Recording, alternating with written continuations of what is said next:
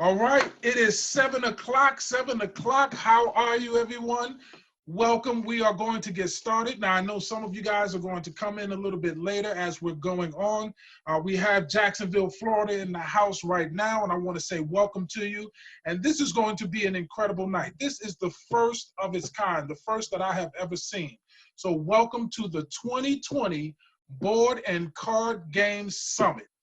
This summit was created with all of you guys in mind. I know I've had a lot of people who've asked me who have great ideas for games, but most people don't know how to get into the game business, what they've done, and they don't know a lot of people who actually invented games. So we are going to bring some of the most incredible engineering and innovative game inventors right to your doorstep so you can hear from them and you can ask them questions. So as justice would prevail, we have started off our board game summit with one of the most incredible women that I have seen in a very long time. One of the most entrepreneuring and enterprising women that I've seen out there. Very, very great voice and has an incredible game. So I want to introduce you to my friend. I'm happy to be able to call her my friend, Ms. April Preyar. Oh, goodness gracious, I need to buy a vowel. Ms. April Preyar. Let me just tell you a little bit about her. She is a 20-year veteran criminal defense attorney in Chicago. After 10 years of success at her law firm, Shiller Preyar Law Offices, she just expanded and underwent a name change to bring on 2 more partners. So it's Shiller Preyar Jarard Samuels. Now, she is an adjunct law professor, a social media vlogger, know your rights educator, and a board game developer. She founded an online movement called Just Us Junkie, which I love. The name Just Us refers to the notion that true justice has historically been unavailable to Black and brown people. So in turn, people of color feel alienated, underserved, and isolated from the court system and frightened and terrorized by law enforcement. So she has come up with an innovative way to solve that and make sure less people get caught up in this system. Ladies and gentlemen, please help me welcome Miss April Preyar. How are you doing today? I'm good. Thank you so much for having me on here. I'm so excited. This is a great idea. Oh my goodness, in Chicago, Illinois. Supposedly I've been visiting there ever since I've left college. I'm getting there. I went there once, but I was in and out just like that. So that don't really count. Yeah. How is it in Chicago right now? Raining. Okay. Yeah, okay. Didn't expect that one. As you guys know, this is being done during the 2020. This is actually in the future. You'll know this as the 2020 pandemic, as some may say. So we do have stay at home orders in Virginia, and I know you guys have it out there in Chicago. Is that right? Absolutely. All right. And you found that you work more or less. Okay. Well, now welcome to the summit, and Ms. Preyar, please, would you tell our audience a little bit about yourself, what you do, and how much you love what it is that you do? Okay, so I am a criminal defense attorney, and I have been for 20 years, meaning I represent people charged with everything from petty offenses to misdemeanors to serious felonies. And historically, I have represented those who are Black and brown, who have very few resources. I actually started off as a public defender, and then I went into private practice. I had my own firm for a few years, and then I partnered with my current law partner. And as you said, we just added 2 more partners just a couple months ago. So I love representing the underdog. And what I found along the way is that I also loved educating people on how to never meet me, how to stay out of the system altogether. And that's how the game came about. That's how my videos came about. But I enjoy beating the system. I enjoy hearing the words not guilty, especially when the cards are always stacked against us, when the law is never in my favor, when my client is always the underdog and expected to be the loser. And so it's amazing to walk out of those situations victorious. Wow.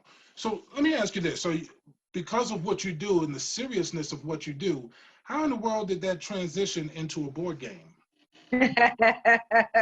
Well, after doing this for almost 2 decades, this is about a year and a half ago, I started doing videos because I realized that even if I win somebody's case, even if I get them a not guilty, that doesn't mean that their cousin won't get arrested the next week, that their brother won't get arrested 2 weeks after that their mom won't be calling me a year after that, because they go to the same limited job opportunities, same environment, same friends, same educational background, etc.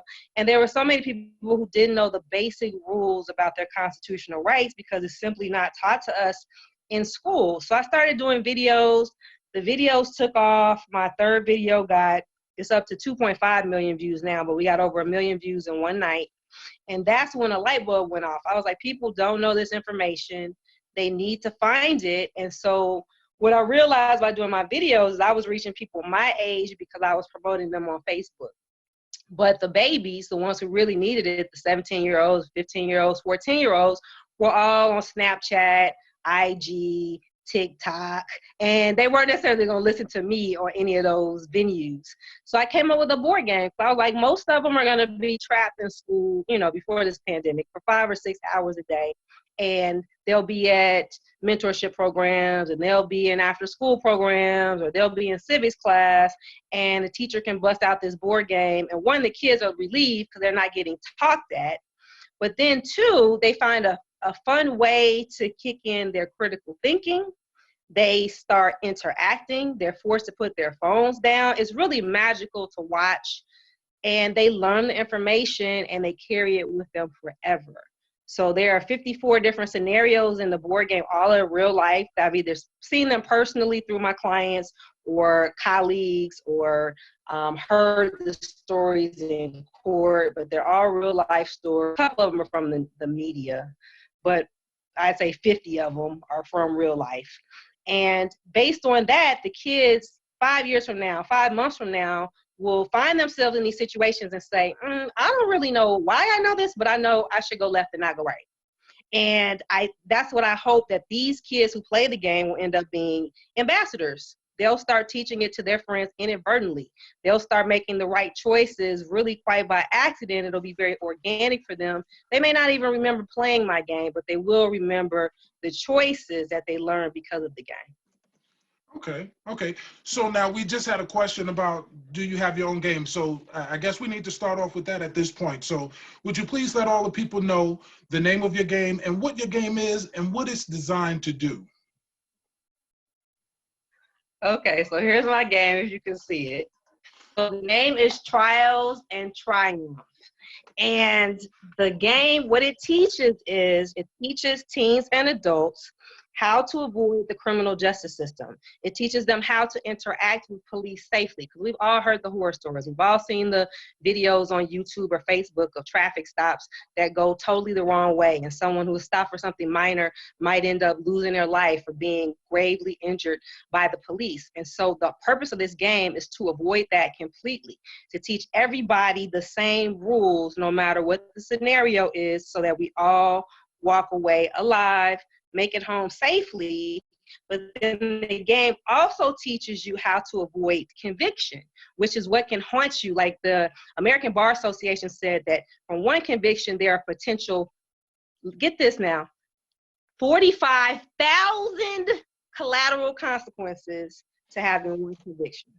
Depending on where you live, it can affect voting rights. It can affect where you live. It can affect whether you can volunteer at your kid's school. It can affect which type of jobs you can apply for. It can affect which licensing you're able to get, etc. And so the game teaches kids, okay, well, let's not even there. Let's weigh this conviction altogether, because we made the right decision. Police first approach the car, or first say, hey kid, come here, when they see us walking down the sidewalk. So the name of the game is Trials and Triumph, and the purpose of the game is to be triumphant, to reach triumph, to not avoid trials along the way, but to survive those trials and tribulations and still make it to success. Wow, that's interesting. All right, so that's why I was saying how innovative she was, because I've never heard of a game like that. So all right, so, and I'll get to this question in a second from you. So how exactly would playing the game, what process would I be doing in playing the game that would show me how to react to these different things that happen? So I'm trying to figure out a little bit about gameplay. Gameplay. Yeah. Okay, give me 1 second. So there are two worlds, and I can't really show you well with this. I'm on my cell phone, not my computer. So there are two worlds. There's a world of possibilities where you go through the ups and downs of life. You buy a puppy, you graduate high school, you go to college, you buy a house, you buy your first rental property, ups and downs of life. You break your phone, your computer dies. And along the way, there are red squares called flashing lights, meaning you had some sort of police contact. Maybe you were walking down the street and the cop said, hey kid, come here, and they pat you down and find something on you and arrest you. Or they pull over your car and you don't know if they're pulling you over for a warning because your tail light is out or because your car matches that which was used in a bank robbery. You don't know. But when you land on that red space, then you pick up what's called a flashing lights card. Each of these cards has a different scenario on it, the 54 different scenarios that I told you about. And like I said, you're walking down the street, the police comes to your door, your car breaks down, whatever the scenario is, it's on the card. You read the card aloud so that all the other players hear and learn from your scenario, whether it was the card they pulled or not. And on each card, it tells you whether you've broken one of the rules. So what the game reiterates throughout is there are 7 different rules. Don't run, don't reach, don't resist, don't run your mouth, etc. Those are reiterated over and over and over and over. So even if you happen to pull a card and you get arrested on the card, it tells you if you broke one of the cardinal rules. Did you run? Did you run your mouth? Did you say too much? Did you reach for something and you in turn got injured? And how you play the game and which rules you break will affect your gameplay later. It will affect the likelihood of you being able to sail to the end and beat your friends to triumph, or whether you will get stuck in that world of trouble, which is the world of jail and court and bond and the endless cycle of the justice system. Wow, that's got to be one of the most creative things. So to answer one of the questions that happened, this is an actual board game. It's not online. This is a board game that you would put on the board and play. I would say it's a roll and move game because it has dice and you move around the board according to that. I've actually seen the game. I actually have the game, and then it's an incredible game. So we did have one other. There it is. There's the board right there. It's just so hard to show it on the phone because my arms aren't long enough. There you go. She got the board in her hand and the phone is balanced on her kneecap. So hold it right there. Just stay right there like an antenna. So we did have another question from our audience was, does the game have instructions to represent all the states? Or are these just general ideas? That's a great question. So so each card will tell you whether you say violated a particular law. So say you committed a burglary or robbery, whatever. Some of them are universal. They're going to be called the same, whether it's in New York or Virginia or Illinois or California. Stuff like that is going to be the same. But I used Illinois law but all the rules are universal, so if that makes sense. So whether you break into somebody's home in Illinois, North Dakota, Texas, maybe the name is slightly different, but it's going to be the same. You broke and entered with the intent of committing a felony within. And so the rules are the same. The way you should interact with police is the same. The names might be slightly different, but the principles you're walking away with are absolutely the same. So that's a great question. I actually have a game guide that goes along with the game where I explain that. I say, don't get caught up in whether it's called possession of a controlled substance in Illinois, and in Indiana it's called, felonious possession of drugs. Whatever it's called, it doesn't matter. Still, you can't walk around with methamphetamines. You can't have crack cocaine in your shoe. Okay. You can't go and rob a gas station. The names might be slightly different, but what it's teaching kids is the consequence of their actions. And one of the greatest principles that I try to, the bullets will be the same too. Yeah, the bullets. So the consequences are what I'm trying to teach the kids of group accountability. because that is the hardest thing for me to explain to my clients. My 17-year-old kid who gets roped into some crime with some 40-year-olds, he's the lookout. They go rob a liquor store. All he does is go in and say, yes, 2 people behind the counter. Never gets any money, never holds a gun, never threatens anybody, never sets foot into the establishment. He's looking at as much time as the trigger man. And kids do not, well, wait a minute, all I did was ... All I did was take the iPhone. All I did was, you know, especially if they were not the person holding the gun. They're like, how am I looking at the same amount of time? Because you will be charged the same for the most serious crime, even if you played the smallest role. And it's not like it is on Ocean's 11 or Heist, and you sat down for a year and you had a blueprint of who was gonna shimmy from the ceiling and you were all black and you had explosives. It's not like that. You don't have to put any of your plan into words. It can be spur of the moment. I have several cards. We're walking down the street. We see the lane from school we don't like. We go as a joke, go rough him up. As we're roughing him up, his iPhone falls out his pocket. One person grabs the iPhone. For kicks, somebody picks up a stick, hits him 2 times. We all run off. Everybody's charged with armed robbery. And the kids are like, what? All I did was pick up the stick. All I did was grab the iPhone. All I did was punch him twice. Yes, and collectively it's an armed robbery. So I hammer that home throughout the game. And that's, again, it doesn't matter where you live. You can live in Florida, you can live in Seattle. It doesn't matter. It's going to be the same. There'll be nuances for your state, but the principles covered in my game are going to apply anywhere in the United States. Wow. And that's incredible that you can get all of that in a game. All right, so what ages do you target with your game? 13 and up. 13 and up. So that means up to 45, 99, I guess. 110. So this is the trick. I market it so that parents will buy it for teens. And what happens is the parents end up learning too on the fly. And so, adults, we think we know it all. We think we got street smarts, we got life experience. We know because our cousin's friend's brother told us because he was in the joint.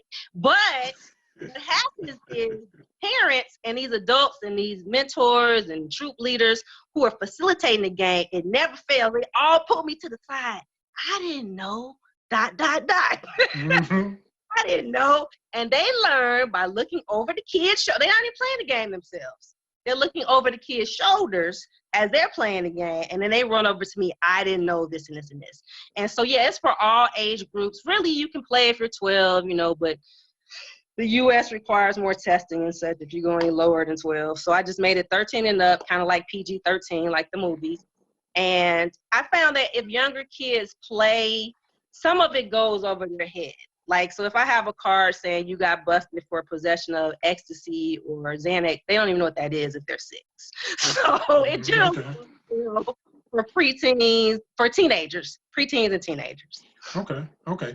So let me ask you this. So you said about how, and I'll get to that question when we get a little bit further into the interview from owner. So you were telling us about how you came up with this idea. Had you ever made a board game before? I had played around with construction paper, and I had, glued squares together and made like games for friends to play. And I probably played each construction game like one time. And there would always be some problem where you hit 2 squares and loop and loop and loop and loop and not be able to get any farther than that. So it was just always for giggles. And so when this idea came to me and I was like, oh, okay, I guess it needs to be more polished. I guess I need a graphic designer. I guess I can actually, put some work into this and find out what the loopholes are and then actually have kids play test it. Because it's one thing to have a great idea and it's another thing to have a great idea and actually have it be fun. So I knew that it would be a good instructive tool, but I didn't know if kids would actually enjoy playing it. So once I did put it together and had a template, a prototype, I actually had 200 kids play it. I had them all surveyed, and then they told me what to change, and I actually implemented what changes they suggested. Okay. So we have, right before I ask this next question, we do have a question on here that I think is wonderful to get in here now. Melissa's asking it. Are you selling your game online? Are you retail, or where can people find your game? Great question. Thank you, Melissa, for asking that. It is online at my website. My website is justicejunkie.store, and I'll spell that because I don't spell justice in the traditional way. It's JUSTUSJUNKIE.store. And you can go there and purchase the game guide. I also have t-shirts that I sell. It's all a part of the movement that Elliot mentioned, which is the Justice Junkie movement, which is really just to inform regular people of what their constitutional rights are when dealing with police, so that we're not hamstringed and blindsided and caught off guard. And the game is just really the most revolutionary tool on. Yep, that's it. You spelled it right. The most revolutionary tool on the market in order to teach this. And the thing is, it's fun. So the kids don't feel like they're being lectured at. They don't feel like you're talking at them, like you're teaching them anything. They quite accidentally learn. And at the end, they can rattle off to you what to do and what not to do and their aha moments. And that's what's really magical. But yes, thank you. I am selling it online. It's for $39.99. For nonprofits, I knock off $5. So yes, you can find it at that website. Okay, and we're going to go over that and put that up and put that in there a little bit more. So you were saying something in the beginning that I think is kind of interesting, because a lot of people have great ideas like you do, but they don't know where to start. So you just picked up and you cut up some construction paper and you put some squares on there, got some dice, and you just came up, you just worked it out. Is that really what you did? So honestly, what happened was, like I had the videos and I was trying to find a way to reach kids, like I said, because Facebook ain't reaching no 14-year-olds. So I was like, so I went to sleep one night and I woke up and I believe God placed it on my heart. I knew how I wanted the game to feel, not how I wanted it to look. Right? I don't know if that makes any sense. So I woke up, I can draw okay. So I drew out a template of what the two worlds would look like, the world of possibilities and then the world of trouble. And then I reached out to a friend of mine who's an artist, not a graphic designer, just an artist, a visual artist, and asked him, hey, can you put some visuals to this? And he did, and we met several times. And while he was working on the visuals, I started working on the 54 scenarios, because that was the hard part, trying to think of, okay, how to teach these principles in a way that kids will understand. And there were a lot of changes made between the prototype and the final version, just in terms of how it looks. A friend of mine from first grade, she played the prototype and she was like, I love you, but it's too heavy. I said, what do you mean? She said, it's too dark, it's too heavy. I said, what do you mean? I said, the colors, she was like, all of it. She said, because it's a heavy topic, you can't also have dark colors. I said, oh, okay. And she said, and it looks a little bit homemade. That was my aha moment. I said, okay, I need to get me a graphic designer in addition to this artist. So that's when I hired a graphic designer, and I just went on, it's a website, it's escaping me. It's, I'll remember it before the end of this. But you go on and people basically audition for your work. And so you just put on there what type of work you're looking for. Is it you work? I'll think of the name. But you go on and you tell them what type of projects you want, and people literally audition, and you can go through and see samples of their work. You can decide, oh, that's not really my style. This is more my style. Hire the person to do your assignment. And I met some girl who I've never met in life. We met in cyber world, and she knocked it out, hooked it up, made all the changes that I wanted, made the cards streamlined. I literally, for the prototype, had cut my cards up at Staples with a with a paper cutter. They were all different sizes. I had glossy paper.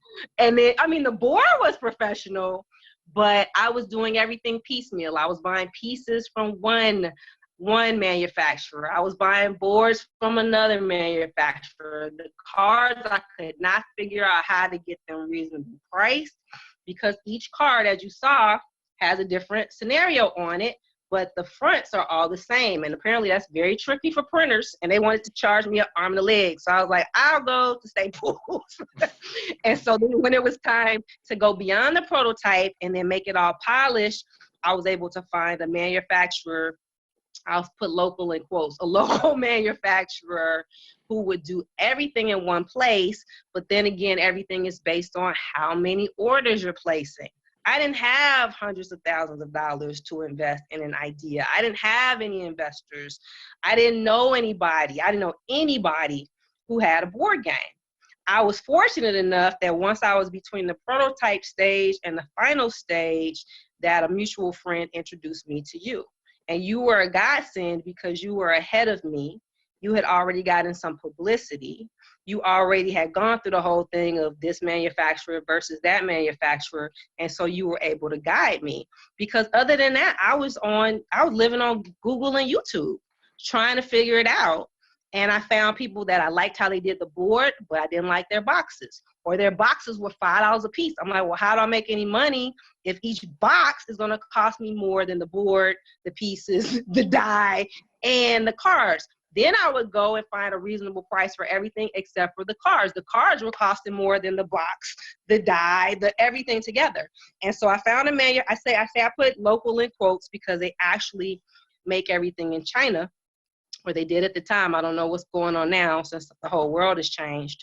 And this was before Trump's tariffs also. So they were making everything in China. That's how they could make it so cheaply. But the problem was when they quoted me my price, did not quote me my shipping price. So I all of a sudden had to come up with money. And it was kind of like, wait, what do you mean? This is the balance you gave me. This is the amount you gave me. What do you mean you want thousands more for me to get it from mainland China to my living room? So all of that was a learning curve. And there was, until I met you, there was nobody to teach me that. And then after I met you, I introduced you to an additional gentleman, and he told me a couple things too. But other than that, there was nobody to give me a roadmap. It was literally like I'm going into these YouTube groups of these game makers, and a lot of times they were like true diehard gamers, and they're comparing all these different games I've never heard of because I was never a gamer, and they're comparing all these different games and talking about gameplay. And I was like, this is not what I'm looking for, because they weren't really talking much about production. And then when they talked about production, it was like, or you can get 5 here made, or you can get 2 here made, or you can get 20 made. I'm like, no, I'm trying to mass produce this to reach more kids. So it really was trial and error. I leaned on you a lot, and I leaned on YouTube a lot.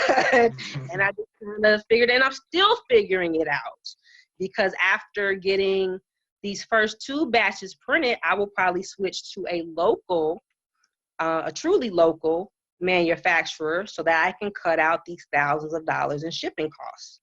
But with that comes you have to purchase more. You have to buy 2,000 or more in order to go with a manufacturer in the United States. Okay.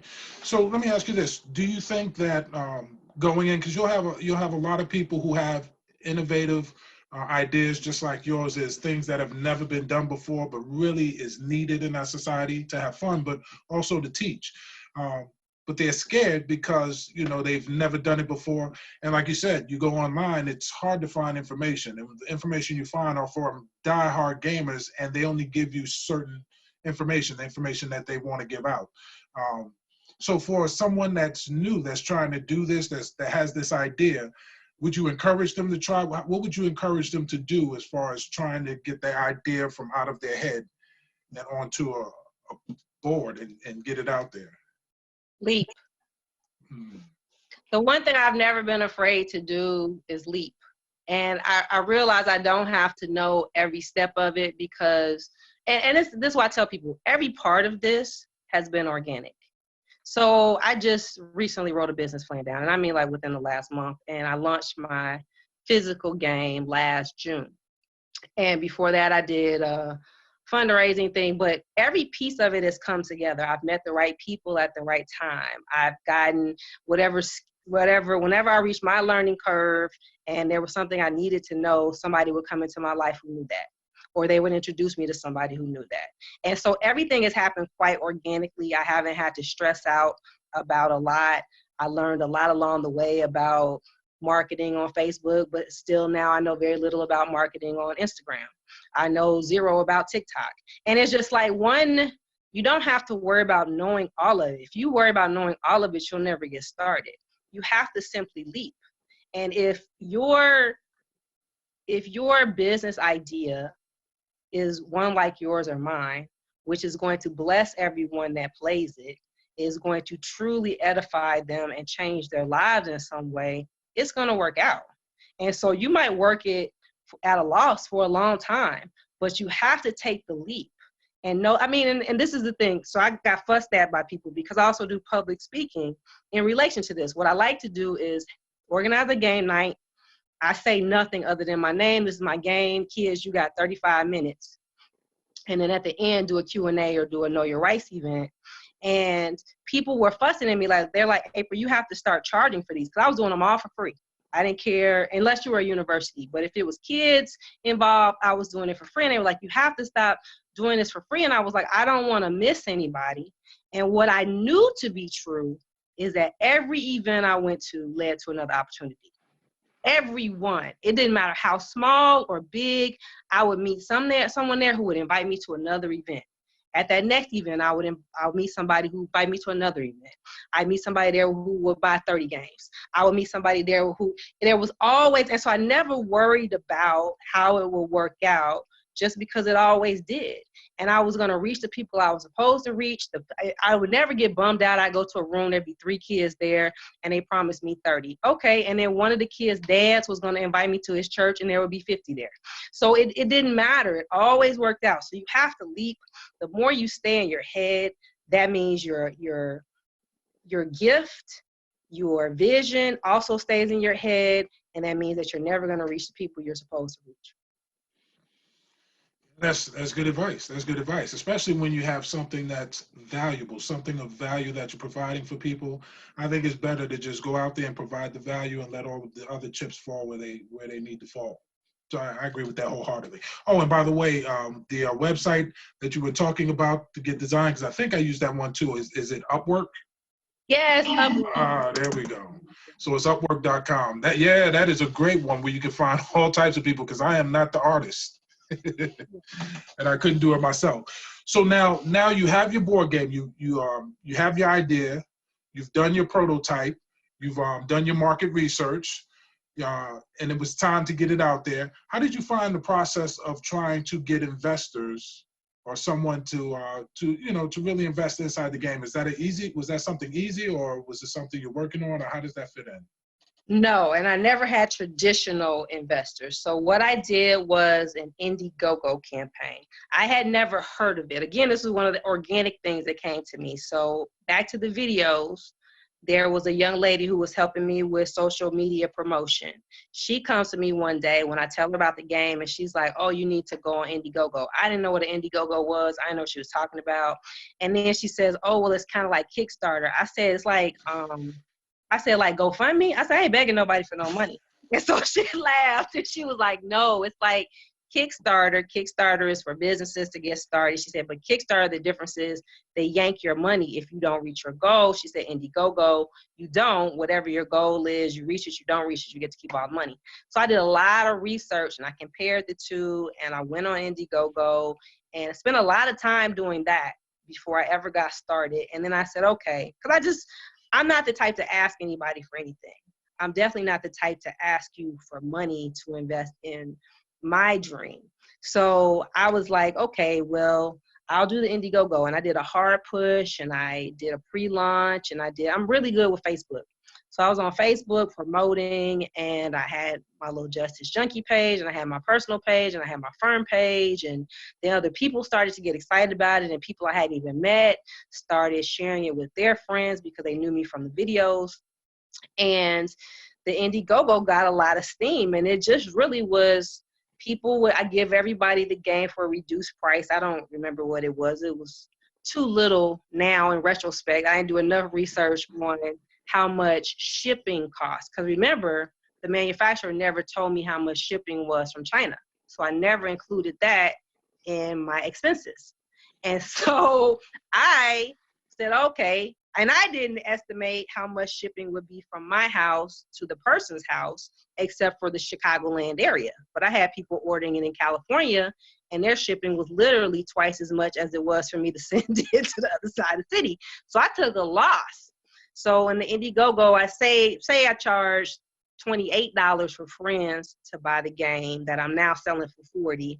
And so for regular folk, maybe I charged $32, and that wasn't including shipping. So I took a major hit, but I was able to raise enough money to get the money out there to order my first batch of games.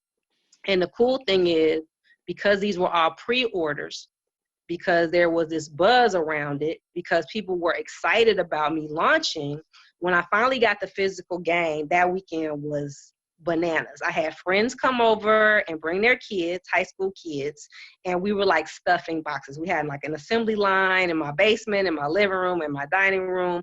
And then remember, I miscounted the shipping costs. So I physically delivered 120,000. So, but it made for great pictures. So I had pictures, and I post everything on Facebook. So I had pictures of me with 20 boxes in my back seat. I'm doing a selfie. And then, you know, I'm delivering it all over the city. People are stopping me and taking selfies with me. April just dropped off my games, right? Oh, it was great for content. It was exhausting, but it was great. And I knocked out 250 orders in the span of a week with the help of other people, and then the actual ones that I had to put in the mail. And so that created a buzz. When those 250 went out, then I had back orders to fulfill. They like, oh, well, you know, I want a game. I missed the first, I missed the Indiegogo. I missed the rush. I still want one. And then they wanted it for their schools. Fortunately, I'm an educator's kid. So I grew up with, my mom was a teacher. All her friends were teachers. And many of my friends who were their kids became teachers too. So I had a whole network of teachers who started inviting me into their school saying, okay, my school wants 5, or they're a mentor, or they're a troop leader. Hey, I want 6 over here for my nonprofit. I want 2 for my church. And so that's how I started to get the word out. And like I said, it was all very organic. I was very discombobulated, but the word spread, and it was with excitement. And then when people played it, they got even more excited because they saw how quickly they learned and how quickly their kids learned. And then they started brainstorming about what other venues they could put me in front of. Yeah. So what's great is I just heard 3 things from what you were saying. First of all, is if you have a great idea, if you know you have something of value and you can get it to market, you can get a physical product. Once you get it there, the rest is going to take care of itself, because people will see the value in it and then they'll jump in. So you had a great experience. You were able to turn something that wasn't that great an experience into marketable pictures and getting all that and creating a buzz. That's great. Second thing I heard was crowdfunding. So just for people that don't know, even if you don't have a traditional investor, there is something called crowdfunding, which Kickstarter and Indiegogo are crowdfunding, which is sort of like a business version of a GoFundMe, where people around the world will give you money on your idea. You have to present them a solid idea, and they will actually give you money, invest money into it, and all you really are giving them is usually a copy of your game, or you may have different rewards. So that was something that sounds great that most people don't know, that may be able to help them and may be able to change, idea of what they can do and what's possible. But the biggest thing, one of the biggest thing is, I tell people, the better you plan, the less money you spend. So you didn't know about that shipping costs. And it's hard to know what you don't know, right? So for everybody who's listening, remember shipping costs. Remember to add the shipping costs, because that will hurt you if you don't. You can get it worked out for you so well. You got to see much of Chicago by car. I got to get my customers. I got to get a lot of hugs and pictures and people. Then they would promote for me. And then the great thing is a lot of people played immediately with their families, posted pictures on social media themselves, and they created their own buzz. And so that's what was really exciting. And with the shipping, like I tried to do my due diligence and tried to research as much as possible. And so I had actually taken a package, taken it wrapped to the post office and asked them for the weight and asked them for the postage. And it just, swear to God, it just never occurred to me that California and Texas and Indiana might have different rates. And so I really got smashed, and I had to get creative. But I was like, I wasn't trying to make a profit the first run, but I did want to break. I wasn't going to be in the hole.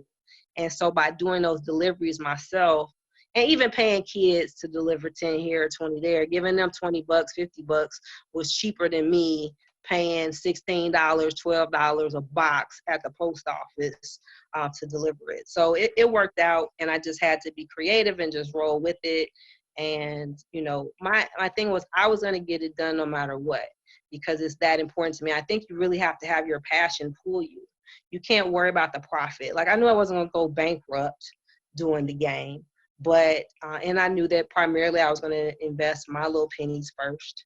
And so it just helped to have the Indiegogo and helped to have friends and family get behind me. But this was something I was going to do by hook or crook, because it was that important. And it's just like, if I can find a way to shut the criminal justice system down from the inside out over the next generation, to teach these kids how to not get shot, killed, beat, tasered, how to never need my services, how to never get arrested, how to, if they get arrested, to never get convicted, it was worth it to me. And I was like, somebody else is going to see value in that. Somebody else is going to realize that we don't get taught this in school. We don't get taught this in church.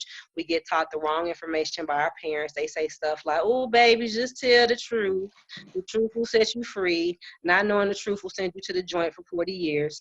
And so I just had to get the word out. And I was like, it's going to work out. I'm sorry. This is going to work out, and it's going to reach the people it's supposed to reach. So I just said, I'm going to get it done. And, you know, even now I would like to do it on a larger, grander scale than I have done it, but I just don't worry about it. I'm like, the right opportunities are going to come, and, you know, and people are going to back it, and they're going to spread the word. Yeah. So let me do a little plug for www.justus, JUSTUS, junkie, JUNKIE.store.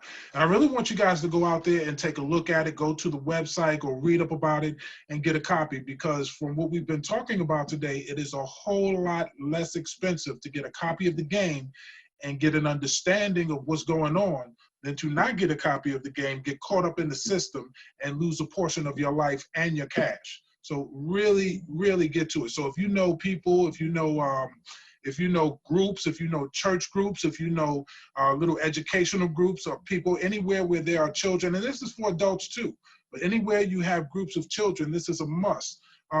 Meldon, we have a friend of mine that's on here from who helped me when I was doing my game.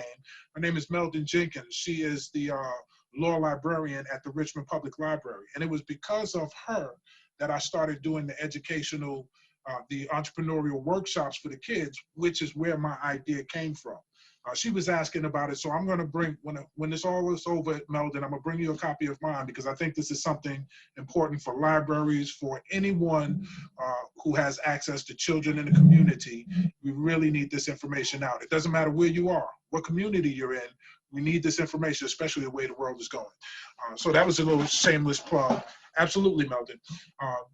And we're gonna wrap this up in a little bit, but I wanted to ask you something that other people may be concerned about. So now you have your physical game, you've done all these wonderful things, but there are no traditional game stores anymore. There's no more Toys R Us, there are no more KBs. So how do you go about putting together a plan to get your game out in front of the masses? So because mine is an educational tool, I wasn't interested in game stores, Target, whatever they're called now, Walmart. Not that I'd be adverse to it, but I don't think you're gonna walk into one of those stores and be like, ooh, mommy, let's buy Trials and Triumph. I just don't. I'm very honest. I think that kids love my game, but they have to be pushed to play my game. A kid is not just, I mean, it has to be a pretty extraordinary, very mature child to walk in and pull it off the shelf and choose to play my game. Kids get nudged to play it by an adult, and they fall in love with it, and they don't want to stop playing it, and they want to play it again and again. So because of that, I wasn't interested in, and I've been approached by people about, do you want to have it in my bookstore? Who's going to buy it? People aren't going to just walk in. It's not going to, I have books, like I have 3 books. And I know that unless you do marketing to get your book out there, people will walk right past your book, and it doesn't matter how dynamic the cover is, they're going to go buy whatever they came to buy. So with this, I was like, I have to sell this myself. I have to promote this myself. This has to be about my overall mission and ministry, which is to keep people out of the criminal justice system. So I knew that the primary way I would promote it would be word of mouth at these different events by meeting people. And the other way would be on Facebook with having these videos, because I do free informative videos. They're 3 minutes or less, and it tells people things like what to do if you're in a car and you're the passenger and the police order you out the car, what to do if the police come knocking on your door and say they want to search your room and they don't have a warrant, what to do in all these different scenarios. And because people are getting this free information from me, 1, they feel like they know me. 2, they can trust me, because they also hear that I've been practicing for 20 years.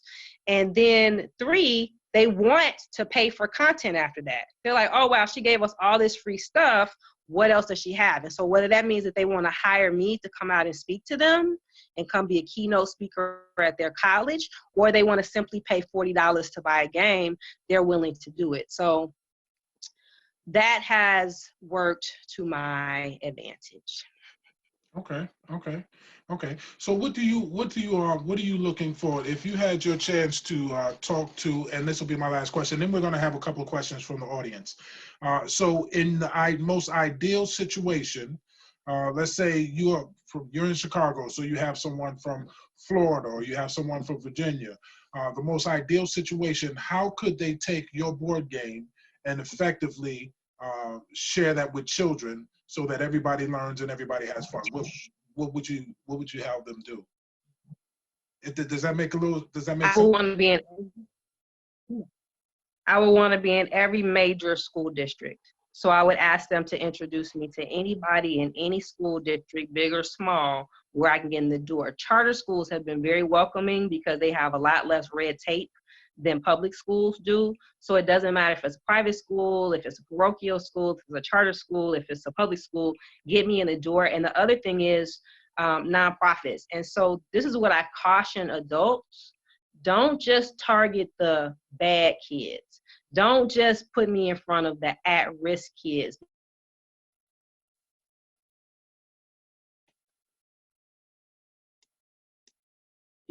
Because what I find is that the consultants, maybe their parents are middle class, they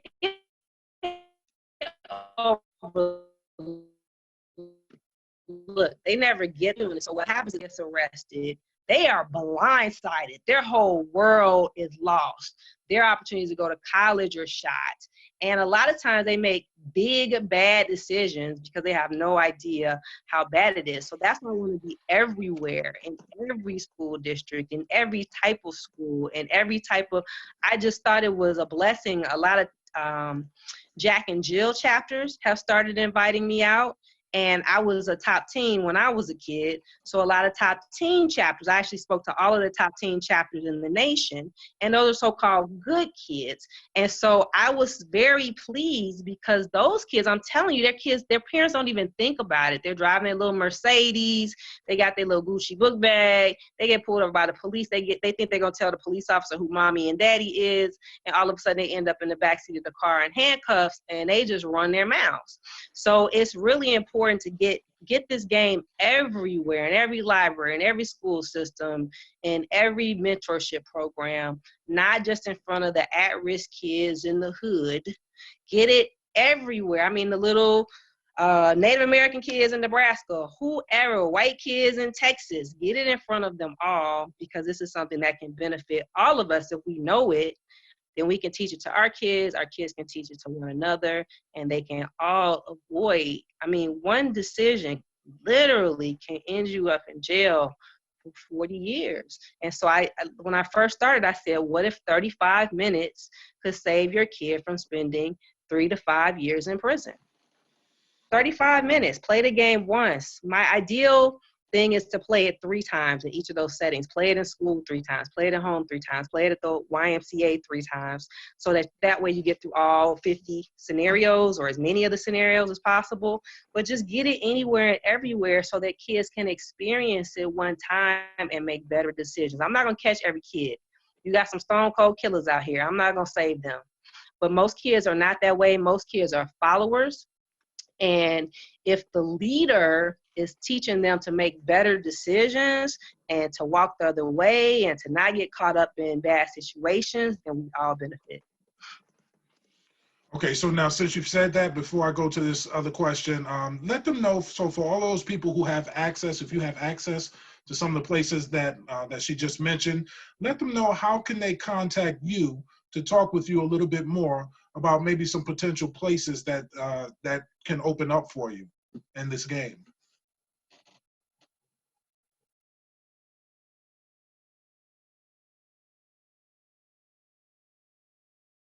Okay, you're moving in slow motion a little bit over there, so we'll wait till the connection frees up a little bit.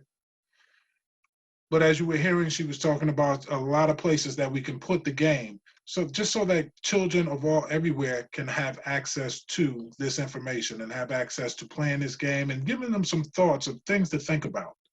Are you still with us, April? Almost. Okay, we lost her for a second. Let's see if she'll get a chance to come back on. In the meanwhile, the website that she had is www.justus, Justus, junkie, JUNKIE.store. Go ahead over to the website, take a look at it, take a real gander at this game. It's incredible. Ah, there she is, there she is, there she is. I think you have. Sorry about that. I'm going on my internet. So No problem. I was saying, well, one, if people are on Facebook, definitely inbox me. Inboxing and texting me are the easiest way to reach me. So my personal page is April Preyar, Preyar. My business page for all the Justice Junkie stuff is you can either type in Justice Junkie or you can type in Attorney Preyar, again, Preyar, and it'll pop up. And like I said, I'm not shy. You can call me or text me, 773-648-1285. The easiest way to reach me is text first, and then we can set a time to chat. But yeah, I'm open. I want to be everywhere and have the game go places that I never go and reach kids that I'll never meet. And I want to hear stories in 20 years saying, you know, you saved me from 45 years in prison by making a different decision. I've had people, I've gone to schools and I've had kids pull me to the side, said, oh my God, I wish you were here 2 months ago because our friend just got arrested for murder last week. I think he would have made a different decision when he played your game. Wow, those are heavy words right there. All right, so I have one question that's been in the queue for a little while that I do want to ask. This is one of our viewers said, do you think about Central Park 5 and would your game help prevent this from happening to other children? I love that. That's my favorite question ever. So I was talking about the Central Park 5 long before When They See Us. I was talking about it when they released the documentary. I think it was in 2012. And one of my friends used to date Corey Wise. And so that's actually how I got familiar with it, because she would talk about like how Injustice was and go to all his different events with him. And so that was one of my talking points when I started doing workshops. I started doing workshops, Know Your Rights workshops, probably 13, 14 years ago, long before the game, long before the videos. And I would always tell kids about the Central Park 5, because what struck me most by whether you watch the documentary or you watch When They See Us is, of the 5 kids, 4 of them sold themselves down the river with a guardian sitting next to them. Most kids believe, oh, you can't talk to me if my mom's not there. You have to get my parents' permission before you speak to me. And in the vast majority of the states, that's simply not the case. In my state, they can actually have a juvenile officer sit next to you and pretend to be your parent and have your best interest at heart, supposedly. So what I would tell kids was, one, the truth will not set you free. Shut up and lawyer up. And number two, mommy or daddy can't stop that interrogation from going forward. Only an attorney can. And so that's something that's hammered home throughout my game. So absolutely had, you know, I'm like the same age as those Central Park Five. So I had a game of this sort when I was in high school, like when they were in high school, yes, I absolutely believe it would have saved them. But this is the catch. This is what most people don't know is the Central Park Five is not the exception. They are almost the norm. So each city has some version of those boys. Their story just made the news because Trump stuck his nose in it, because it was international news, because it was all over the TV, all the injustice that was a part of that. But in Chicago, what we're known for is the Burge torture victims. There were dozens of Black and Latino men who were tortured as teens, literally tortured, with electrocution, with guns being placed to their heads, by beat up or around the torso, so that wouldn't be captured by mug shots. And there are dozens of men who are in prison now for murders that they had, psychological torture. So that's just 2 cities, 2 detectives. So you can imagine that, just multiply that all over the US in any major city where there are Blacks and Latinos. So yes, I believe this game can save the next generation of Central Park Fives. It can save the next generation of Virgin. In my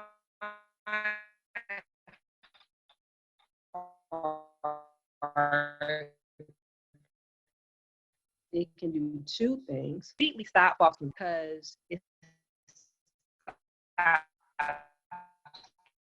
kids from talking off together. If you're not talking at all, then there's no false confession that police can just the number of police-involved shootings. So the people who lose their lives, tased, beat up by police after arrest. So we sue police departments, we sue municipalities for police misconduct. And I think that the number of those can greatly be reduced if kids play this game and are taught basically teach them not to react. Because a lot of my cases come about because and felt emasculated by the other, so he acted out, whether that's the cop or the motorist or vice versa. And because I'm not gonna punk you, and then the situation, everybody follows. If everybody knows how to make it home safely, then those 2 things get eliminated: false confessions and the number of people who were shot to death or beat up by police. Okay. Some of that we missed. I think it was because of a little bit of Zoom, but I got a lot of that. The main point is how important it is for children and for adults to play this game and learn some of the lessons that are in here before they have to experience those in real life. And of course, to shut up and lawyer up. So in closing, we're almost out of time for this one. In closing, would you please tell everyone again where they can get your game from, how they can contact you if they need to ask you any further questions, give them your page, let them know all of that, and one final word of wisdom that you would share with all the people. All right. So again, my name is April Preyar, Preyar. You can find me on Facebook under that name. You can go to my professional page, which is Justice Junkie, If you search that on Facebook, it'll pop up. You can also do the same and go to justicejunkie.store in order to buy the game. And my words of wisdom to any aspiring game makers is, like I said, let your passion pull you. Don't worry about profit, because if what you have is really going to bless the people whose hands it lands in, whether that's just having a good time, or maybe they're learning about Black history, or maybe they're learning about some unknown scientific information, whatever it is you're trying to teach with your game is something that hasn't been done before and that God is ready for you to birth into this world. So don't deny yourself that. Don't kill your dreams by leaving them stuck in your head. Find a way to make it happen. Don't worry about the money. Don't worry about meeting the right people. There are infinite resources between YouTube, Google, people like Elliot and myself. You just got to reach out. Like, I reached out to him through a mutual friend, and she barely knew him. That connection would have never happened if either one of us had been fearful. So don't be fearful. Put your dreams into fruition and just make it happen. All right. So you have heard it. I want to say thank you so much to Ms. April Preyar for being here and sharing your journey with us. Thank you, everyone, for attending the very first session of the 2020 Board and Card Game Summit. I want all of you guys to go over to it. We just put down the store again. Go over to the store, check out the game, get some connections for her. Go ahead and contact her, and let's make this world a better place, and let's save our children and save our people from having to go through some things that really they shouldn't have to go through. Thank you so much, April. You are a wonderful, wonderful person, a great inventor, and I appreciate you being here so much. Thank you, and thank you for all the support and advice you've given me and helping me get publicity and all the things that you've done behind the scenes that people don't even know that you've done to help somebody who was otherwise a stranger. So thank you. Oh, absolutely. All right, everybody. You have a wonderful evening. We will be back here tomorrow night with the second day of the 2020 Board and Card Game Summit. Everybody, give it up for April. Don't let her be a stranger. Go ahead and bombard her pages and her Facebook pages. Thank you, everyone. Y'all have a wonderful evening.